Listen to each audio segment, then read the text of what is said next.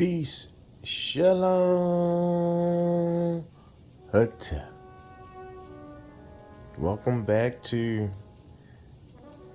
chapter 28 or opening day 28. Miles above. About book Balls of Fire. Don't forget the screenshot so if you choose to, you can read along with us.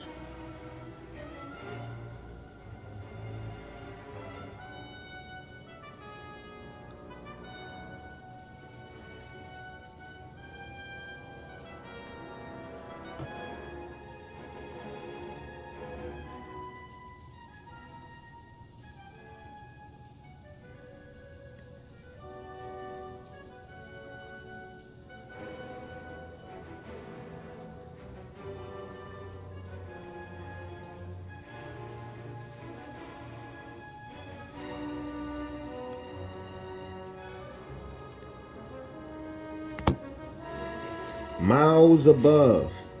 When the sound and wholesome nature of man acts as an entirety, when he feels himself in the world as in a grand, beautiful, worthy, and worthwhile whole, when this harmonious comfort affords him a pure, untrammeled delight, then the universe, if it could be sensible of itself, would shout for joy at having attained its goal and wonder at the pinnacle of its own essence and evolution. For what end is served by all the expenditures of suns and planets and moons, of stars and milky ways, of comets and nebula, of worlds evolving and passing away, if at last a happy man does not involuntarily rejoice in his existence? Goethe's essay on Winckelmann, 1805. The game of the centuries is presented to you in odd time, imaginary time. Opening day is the day that professional baseball leagues begin the season. Usually opening day is during the first week of April, and it signifies rebirth, a new chance for each team to begin the season again. In the Baseball Almanac, Hall of Fame pitcher Early Wynn, who played for the Washington Senators, Cleveland Indians, and Chicago White Sox, explains, "An opener is not like any other game. There's that little extra excitement, a faster beating of the heart. You have the anxiety to get off to a good start for yourself and for the team. You know that when you win the first one, you can't lose them all." It is interesting that on the average, Major League Baseball teams go through 900,000 baseballs each season. The players toss additional balls to the fans in the stands. Actually, you could consider the production of balls as cloning, for they are all the same. Again, ancient Egyptian science is the origin of baseball, as well as the idea of opening day, for the Egyptian deity Ptah is another sign of the sun god of the rising sun that opens the day. The name Ptah has often been explained as opener, and Ptah is considered the opener of the day, while the deity Tim plays the role of closer of the day. Ptah was also the chief god of all the workers in metal and stone. As the architect of the universe, Ptah beat out the iron firmament with a hammer and supported it while covering the sky with crystal. At today's game of the centuries, the fans are enthusiastic as they wait for the teams to take their positions on the diamond. In the western part of the stadium off third base, a noticeable ripple in the crowd is emerging. Smoothly it travels around the circular stadium, going across sections of bleachers as groups of happy fans rise up and sit down to create the movement of a wave. In unison, row after row, the fans rise up and sit down to produce the wave that circles the stadium. Undeniably, this activity that transports individual energy represents the physics of wave motion, for a wave can transport its energy without transporting matter. The individuals are still stationary in their seats, but they are also part of the wave. This is a sign of our particle wave duality that may also be a quality of our chromosomal apparatus. Each team charges into their dugout where they eat and spit out clonal sunflower seeds from their mouths, or they blow up bubblegum balls. This volcanic sign of spitting forth seed or the word from the mouth suggests the creation via the word of DNA in ancient Egyptian texts. The Egyptians' Uraeus or cobra, a royal symbol of the crowns of Horus and Seth, symbolizes the spitting forth of the new creation, for the serpent represents the DNA wormhole or black hole / white hole, casting forth its information.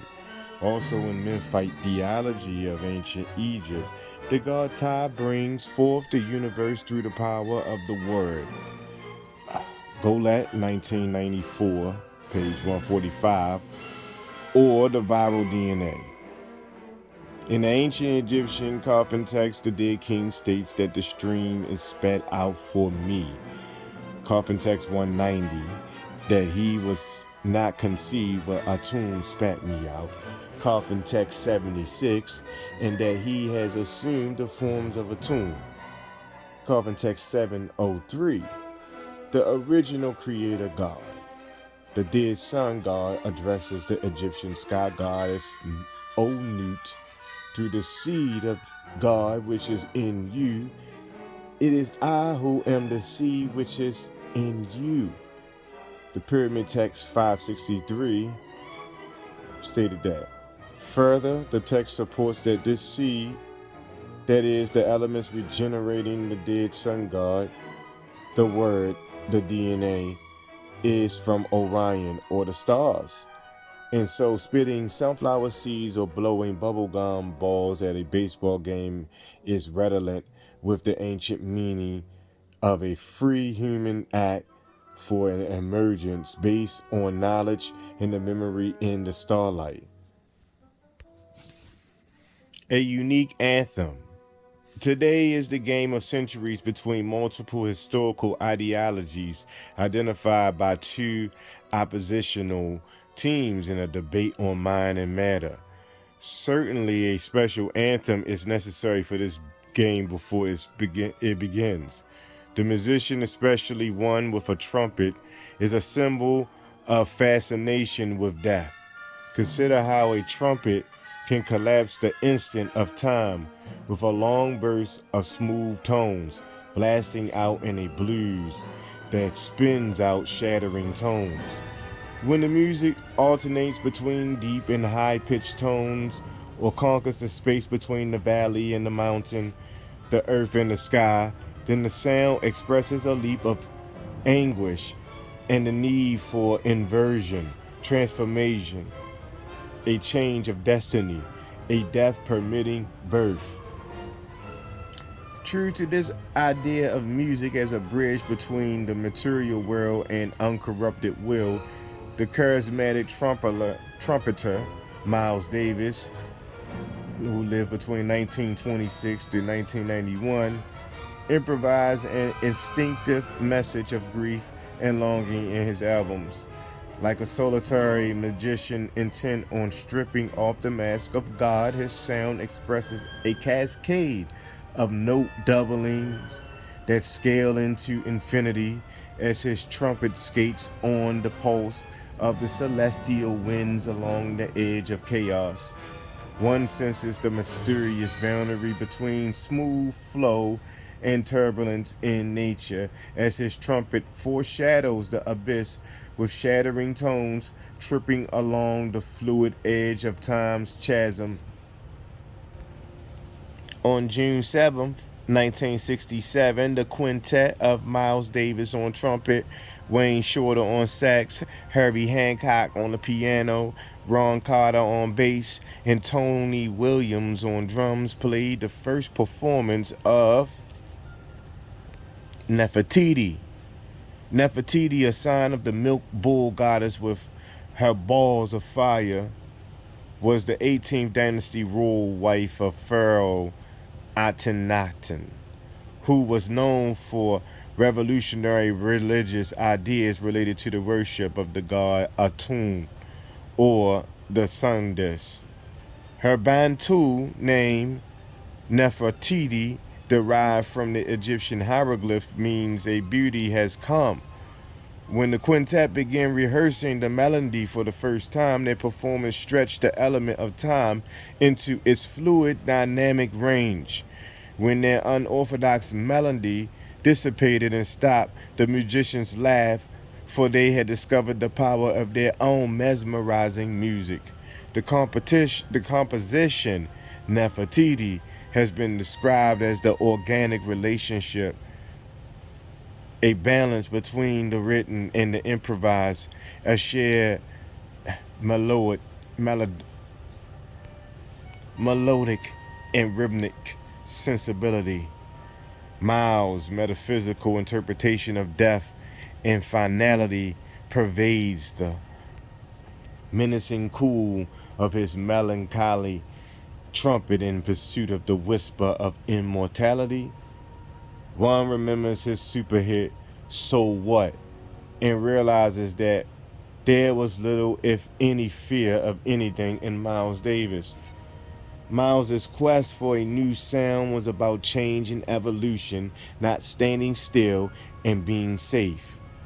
What counted to Miles was knowledge and freedom, so he was true to his voice, remembering the unique voice of Miles Davis' trumpet on the Sketches of Spain CD. Co-editor Nat Hintoff of the Jazz Review was reminded of the following line from the Spanish writer Ferran. Alas for me, the more I seek my solitude, the less of it I find. Whenever I look for it, my shadow looks with me. Fluidity. The thunder still rumbling through the stadium. The game of centuries is ready to start. The skies are cloudy, but a kind of blue shines above the stadium. There the sun is a luminous pearl disk whirling its way to the west. The announcer introduces the anthem. The name of the sound is Circle by Miles Davis Quintet, and the sound of the name means survival for those with knowledge. Then the Miles Davis Quintet appears on the diamond, sauntering slowly into the stadium to a covered platform where trumpet, tenor sax, piano, bass, and drums wait passively. The fans become attentive and silent, and then the voice of Miles' muted horn liberates a depth of poignant feeling that resonates through the stadium. Melodies resonating within melodies flow from the rich sound of Wayne Shorter's tenor sax, Herbie Hancock's keyboard improvisation resonates with Chapin, or Ron Carter's bass blends into the whole, and Tony's cymbals bursts, add dimension and pulse to the showers of sound, rising and falling like a wave. The improvisation of the musicians finally rests with the melody of Miles's trumpet. Circle. In math, a circle is one-dimensional, even though it exists in a two-dimensional plane. The thunderheads generally reason with the confines of 3 dimensions, while the diamond hearts think within the opening of a horizon of 2 dimensions. Yet nature has a particle wave structure that allows the unity of thought and knowledge from both dimensions. The cyclical process of life flows from a quantum two-dimensional cosmic origin to 3 dimensions and then back to 2 dimensions. In 3 dimensions, natural selection allows individuals and their genomes to interact with the environment, causing a variation in traits. However, the environment is threaded or woven together by horizontal gene transfer from viruses and bacteria that impact genomes. Nature saves this information for morphogenesis in genomes.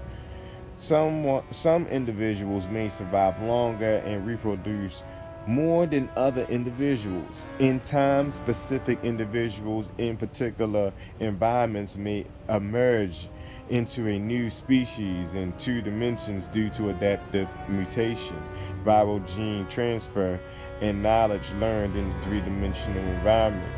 In the last 5,000 years, elite human groups have recognized the viral survival message of origin seeking teleological dynamics of nature, but they concealed their survival knowledge and delivered soft-core altruistic schemes to masses. Although natural selection operates in nature, technology and individual intentional choice function with it. So nature does tend to definite ends, even though science avoids teleological explanations because it is difficult to determine the truth of matter due to the secrets of biopower, the fury of human competition, and the evolving surges of human creativity in various forms that are consistent with the predictions of the ISIS thesis regarding quantum hybrid speciation. Proofs of teleology are human cultural obsessions with the microbiology in the forms of religion, mythology, ritual, alchemy, genetic engineering, literature, artwork, and so on. As explained, all these behaviors dance around the genetic switch of phage lambda. The switch allows protein to bind and fold back into its gene, a non-random definite end involving the human switch hitter. Thus, a human being can anticipate and adapt directly to a quantum environment by changing its genome. In light of this, nature is probabilistic but not random because the ultimate beneficiary of gene selection is the flow of the whole viral genetic switch. Humans are viral, as shown by our genome and our microbiome. Consider that our major occupation in life involves forming networks. These viral networks comprise the 3-dimensional shadow thrown by our 2-dimensional viral genome with its survival message. In 3 dimensions, the survival message splinters into diverse networks and various disciplines, making the message difficult to grasp. Yet in 2 dimensions, the survival message on the 2 lifestyles of phage lambda is whole, casting a shadow on our classical world that explains the past and supports a theory of human history as a viral morphogenesis. Once again, the quantum world of DNA is ordering our classical existence. However, what the Rainmaker freely decides to do here instantly influences what is true somewhere else, perhaps the other side of the city or the planet or the cosmos. This is free will choosing from a ground of possibilities. The choice of one informed individual can disassemble the pyramidal power structure of the few over the many.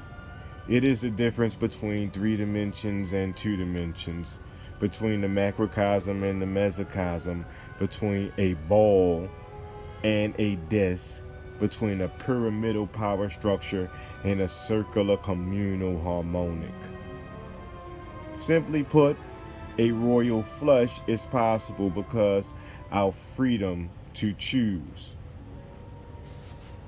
If a person really understands science and finite probabilities, that person would bet on the team that knew how to cycle back to nature's origin. Knowledge is the great equalizing force. Nature is actually similar to the Chicago White Sox players who conspired with gamblers to throw the 1919 Baseball World Series. Nature is telling us that things do not have to be random when it comes down to victory and survival. Q&A. When the Miles Davis Quintet finished their anthem Circle, lightning flashed and thunder roared as fans applauded. Above the clouds from the high vertex of the silvery sun this beyond, humanity could be observed in the circles of the concave stadium below. Everyone looked the same. At travel close to light speed, an observer would see the aberration effect of shapes twisted into tunnel shapes and color distortions due to the Doppler effect, a distortion similar to driving through a rainstorm. Without warning, the heavens opened up, the sky poured down rain, the fans ran for cover, the stars trembled, the primordial waters flooded the game of centuries, delaying play and baptizing everybody. Somewhere a golden child embraced the cosmos.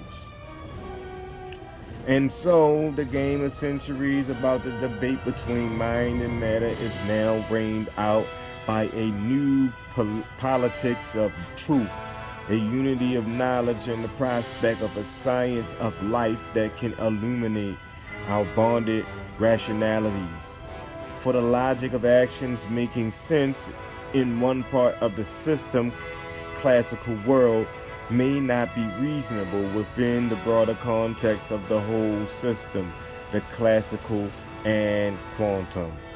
Perhaps on some small planet in another material world, the game of centuries is just beginning again. But then, maybe not.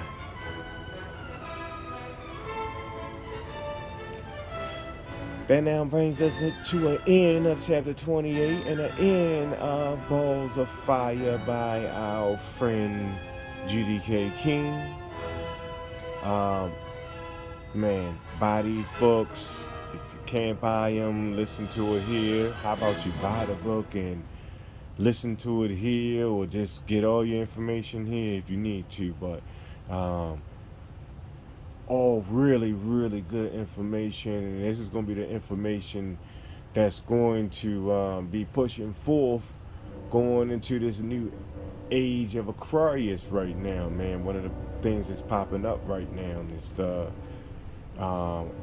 us shedding a light on quantum physics. Not that it's not been around, but us shedding a light on this quantum physics and really understanding the whole and bringing it back bringing that back to our perspective. And really that's what these books are about, and kind of training us for, being able to go back in time, or the hope of going back in time, I guess, to a time where we were all a little bit more whole on the energy spectrum of things. I guess not in the way that we look at things now, as though, I don't look at things like that. Everything is from one, you know what I mean? It's different energies just relating and bouncing and cooperating or not cooperating with each other, just like energies in electrical circuits, anything like that. So, but a lot of people do look at it all as separate, and I guess we would, examine these books for a way to go back when we were a little bit more